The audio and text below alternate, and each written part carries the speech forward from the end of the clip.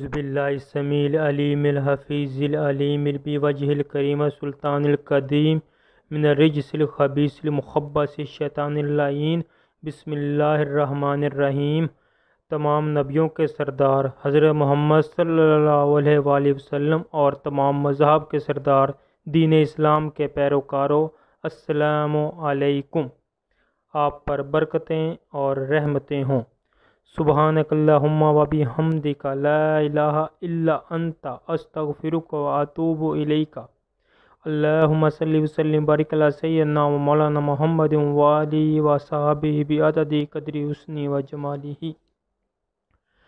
ہم اقرار کرتے ہیں کہ اللہ کے سوا کوئی معبود نہیں، وہی خالق حقیقی ہے، اور ہم اقرار کرتے ہیں کہ محمد صلی اللہ علیہ وآلہ وسلم اللہ کے آخری نبی اور رسول ہیں۔ آپ کے بعد کوئی نبی نہیں آئے گا۔ اب ہم بڑھتے ہیں اپنی ویڈیو کی طرف۔ معزز سامعین، آج کی ہماری گفتگو کا موضوع ہے جادو، جس میں جادو کے بارے میں معلومات فراہم کی جائیں گی۔ اس کے علاوہ جادو کے بارے میں احکامات، جادوگر کے بارے میں احکامات قرآن و حدیث کی روشنی میں بیان کیے جائیں گے، اور خود کو جادو اور جادوگروں سے محفوظ رہنے کے طریقے بتائے جائیں گے۔ جادو کے بارے میں قرآن پاک میں سورۃ بقرہ میں ارشاد ربانی ہے، وَاتَّبَعُوا مَا تَتْلُو الشَّيَاطِينُ عَلَىٰ مُلْكِ سُلَيْمَانَ۔ اس آیت کا ترجمہ کچھ یوں ہے، جو کہ میں آپ کی نظر کرتا ہوں۔ ترجمہ غور سے سنیں، یہ بہت ہی اہم بات ہے۔ اور انہوں نے جادو کے ان کفریہ کلمات کی پیروی کی جن کو حضرت سلیمان کے دور میں شیاطین پڑھا کرتے تھے، اور سلیمان نے کوئی کفر نہیں کیا، البتہ شیاطین ہی کفر کرتے تھے۔ وہ لوگوں کو جادو کے کفریہ کلمات سکھاتے تھے، اور انہوں نے اس جادو کی پیروی کی جو شہر بابل میں دو فرشتوں ہاروت اور ماروت پر اتارا گیا۔ وہ فرشتے اس وقت تک کسی کو کچھ نہ سکھاتے جب تک یہ نہ کہہ دیتے، ہم تو صرف آزمائش ہیں، تم تو کفر نہ کرو۔ اس آیت مبارکہ میں، جس کا ترجمہ میں نے آپ کے سامنے پیش کیا ہے، یہ بتایا گیا ہے کہ لوگوں نے کفریہ کلمات کی پیروی کی جو شیاطین پڑھا کرتے تھے۔ ہاروت اور ماروت دو فرشتے اللہ نے آزمائش کے لیے بھیجے تھے۔ لوگ ان سے جادو سیکھتے، اکثر ایسا جادو سیکھتے جس سے میاں اور بیوی میں جدائی کروا سکیں یا کسی کا نقصان کر سکیں، یعنی زمین پر فساد برپا کرنے کے لیے ان سے احکامات سیکھتے اور فساد کا سبب بنتے۔ اب سوال یہ پیدا ہوتا ہے کہ اللہ نے جادو کو پیدا کیوں کیا؟ اگر جادو نہ ہوتا تو یہ فساد نہ برپا ہوتا، ہاروت اور ماروت نہ آتے تو جادو نہ ہوتا۔ ایسے بہت سے سوال اٹھتے ہیں۔ دوستو، اس کے جواب کے ضمن میں آپ کو بتاتا چلوں کہ اللہ نے تو بہت سی چیزیں پیدا کی ہیں، جیسا کہ کائنات آپ دیکھتے ہیں بڑی پڑی ہے۔ کچھ چیزیں نفع دیتی ہیں، کچھ چیزیں ہمارے لیے نقصان دہ ہیں۔ کچھ کام ایسے ہیں جن کو کرنے کا حکم دیا ہے کہ کرو ثواب ہوگا، کچھ کام ایسے ہیں جن سے منع کیا گیا ہے، یعنی نہ کرو، ان سے بچو، ثواب ہوگا۔ جیسا کہ آب زمزم پیدا کیا اور حکم دیا پیو، ثواب ہوگا۔ شراب پیدا کی اور حکم دیا شراب سے بچو، شراب سے دور رہو، ثواب ہوگا۔ حلال گوشت، حلال جانور، بکرا، گائے پیدا کیا، قربانی کرو، گوشت کھاؤ، ثواب ہوگا۔ حرام جانور، سور، خنزیر پیدا کیا اور حکم دیا اس سے بچو، اس سے دور رہو، ثواب ہوگا۔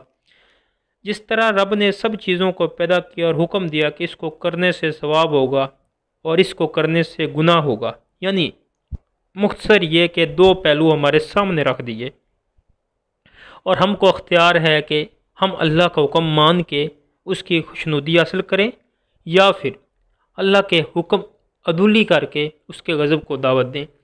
بالکل اسی طرح اللہ نے روحانی علوم یعنی فائدہ مند علوم، ایسے علوم جو انسان کی شخصیت کو سنوارتے ہیں، جو انسان کے لیے خزینہ ہے، ایسے علوم جو کہ انبیاء کی میراث ہیں، پیدا کیے اور حکم دیا ان کو سیکھو، علم کو سیکھو، ثواب ہوگا۔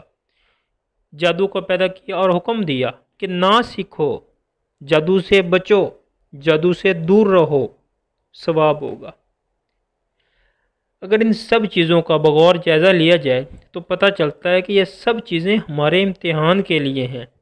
ہم اللہ کا حکم مانتے ہیں یا پھر شیطان کی پیروی کرتے ہیں۔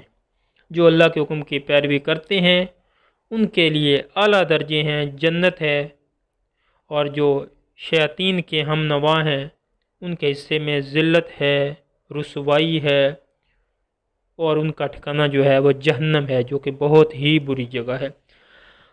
حضرت سلیمان کے وفات کے بعد شیطانوں نے لوگوں کے دلوں میں وسوسے پیدا کرنے شروع کر دیے کہ حضرت سلیمان کوئی نبی نہیں تھے، نعوذ باللہ، کوئی نبی نہیں تھے، وہ محض جادوگر تھے، اور جادو کے زور سے انہوں نے جنوں پہ، ہواؤں پہ، ہر چیز پہ حکومت کی۔ تو بنی اسرائیل میں کافی لوگ اس چیز کو تسلیم کرنے لگے، اور لوگوں کے جو ایمان تھے وہ بھٹکنے لگے، ایمان ڈولنے لگے۔ تو ہمارے نبی آخر الزمان حضرت محمد صلی اللہ علیہ وآلہ وسلم نے یہ واضح کر دیا، ارشاد فرمایا کہ حضرت سلیمان اللہ کے نبی ہیں، جنات پر اور ہواؤں پر ان کی حکومت تھی، ایسی حکومت کہ نہ کسی کو پہلے ملی ہے اور نہ بعد میں ملے گی۔ اور قرآن نے سورۃ بقرہ کی آیت نمبر 102 میں دلیل دے کے یہ ثابت کر دیا کہ حضرت سلیمان نے کفر نہیں کیا، وہ اللہ کے نبی ہیں۔ تم نے، اے لوگو، تم نے شیطانوں کی پیروی کی، حق کو چھوڑ کر باطل کو اختیار کیا۔ حضرت سلیمان کے پاس تو معجزے تھے، معجزہ خدا کی عطا ہوتی ہے، معجزے میں خدا کی مدد شامل ہوتی ہے، وہ اللہ کی مدد سے سب کرتے تھے، اور تمہارے پاس تو محض کفریہ کلمات یعنی جادو ہیں، اور تمہارا پیروکار جو ہے شیطان ہے، اور تم خود کو سچا کہتے ہو۔ معجزے اور جادو میں فرق کی مثال آپ کو پیش کیے دیتا ہوں تاکہ آپ کو واضح طور پر فرق پتہ چل سکے، اور آپ اس کفریہ علم اور اس کے پیروکاروں سے بچ سکو۔ جیسا کہ اللہ نے چھری کو پیدا کیا اور اس کے اندر صفت رکھی کہ یہ کاٹتی ہے، جبکہ یہی چھری جس کی صفت ہے کاٹنا، جس کا کام ہے کاٹنا، حضرت اسماعیل کی گردن پر چلی تو نہیں کاٹ سکی، کیونکہ اللہ کا حکم تھا کہ نہیں کاٹنا۔ یہ ہے معجزہ۔ اللہ نے آگ کو پیدا کیا، آگ کا کام ہے جلانا، آگ میں جو بھی چیز ڈالی جائے وہ جل جائے گی، راکھ ہو جائے گی، کچھ نہیں بچے گا اس کے پاس۔ لیکن اللہ نے اسی آگ میں حضرت ابراہیم علیہ السلام کو محفوظ رکھا۔ وہ آگ جس کی صفت ہے جلانا، وہ حضرت ابراہیم کے لیے گلزار بن گئی۔ یہ ہے معجزہ جس میں اللہ کی مدد شامل ہوتی ہے۔ تیسری مثال میں آپ کو پیش کرتا ہوں۔ جب حضرت موسیٰ کے دور میں سب جادوگروں نے اکٹھے ہو کے جادو کے زور سے رسیوں کو سانپ بنا دیا، اور رسیاں جو تھیں وہ سانپ نظر آنے لگی، تو اللہ کے حکم سے حضرت موسیٰ نے اپنا عصا مبارک پھینکا جو کہ اژدہا بن گیا اور سارے سانپوں کو نگل گیا، اور جادوگر بلبلا اٹھے کہ یہ جادو نہیں ہے، یہ خدا کی طاقت ہے۔ اور سب جادوگر حضرت موسیٰ کا یہ معجزہ دیکھ کے مسلمان ہو گئے۔ باقی انشاءاللہ تعالی میں اگلی قسط میں بیان کروں گا۔ ویڈیو کافی لمبی ہو گئی ہے۔ اللہ آپ کا حامی و ناصر ہو۔ پسند آنے کی صورت میں سبسکرائب کریں، لائک کریں اور شیئر کرنا نہ بھولیں۔ اللہ آپ کو خوش رکھے، اللہ آپ کو آباد رکھے۔